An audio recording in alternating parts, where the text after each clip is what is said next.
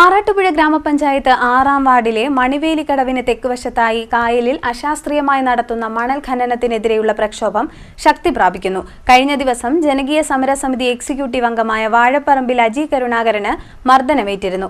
എന്നാൽ ഭിന്നശേഷിക്കാരനായ അജിയുടെ പരാതിയിൽ കൊടുത്തിട്ടുള്ള വിവരങ്ങൾ അടിസ്ഥാനപ്പെടുത്തിയല്ല എഫ്ഐആർ ഇട്ടതെന്ന് ആക്ഷേപമുണ്ട്.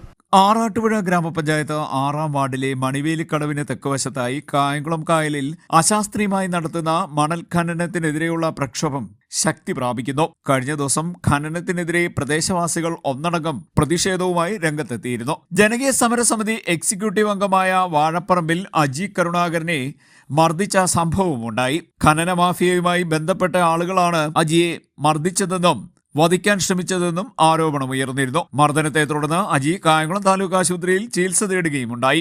ഇതിനെ തുടർന്ന് കനകക്കുന്ന് പോലീസിൽ പരാതി രേഖാമൂലം നൽകുകയും ചെയ്തു.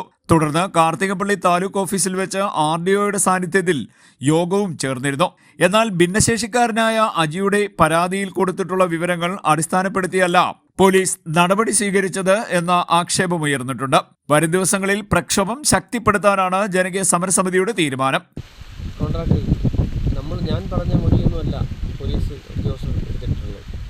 അപ്പം ഈ ട്രെഡ്ജിങ് പൂർണ്ണമായും ഒഴിവാക്കണം. ട്രെഡ്ജിങ് പൂർണ്ണമായും ഒഴിവാക്കണം.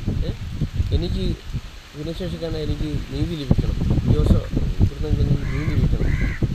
അതാണ് എൻ്റെ ഒരു ആവശ്യം. ഈ സമരം ശക്തി പ്രാപിക്കുന്നത് വരും ദിവസങ്ങളിൽ സമരം ശക്തി പ്രാപിക്കുകയല്ല, നമ്മൾ ഇനി നമ്മുടെ ജീവൻ പിരിയാളായാലും ഞങ്ങളുടെ സമരക്കാർ അതിൻ്റെ പിന്നിൽ നിന്ന് സമരം ശക്തിപ്പെടുത്തും. ഇവിടെ പൂർണ്ണമായും ഒഴിവാക്കണമെന്ന് നിങ്ങളുടെ ആവശ്യം? പൂർണ്ണമായിട്ട് ട്രെഡ്ജിങ് ഒഴിവാക്കണം, അതാണ് നമ്മുടെ ആവശ്യം. പോലീസിൻ്റെ റവന്യൂ അധികാരിയും പോലീസും ട്രെഡ്ജിങ്ങുമായി ബന്ധപ്പെട്ട് ആ ഒരു സബ് കോൺട്രാക്ടർ ഉണ്ട്, അദ്ദേഹത്തിൻ്റെ സാന്നിധ്യത്തിൽ നിൽക്കുന്ന സംഭവമാണ്. എന്തായാലും ഞങ്ങൾക്ക് പൂർണ്ണമായിട്ടും ട്രെഡ്ജിങ് ഒഴിവാക്കണം, അതാണ് നമ്മുടെ ആവശ്യം. ഈ നാടിനെ ബാധിക്കുന്ന ഒരു വിഷയം. നാടിനെ പ്രദേശവാസികളെ എന്ന് പറഞ്ഞാൽ ജോലപ്രദേശമായതുകൊണ്ട് ആ പ്രദേശവാസികളെ അത്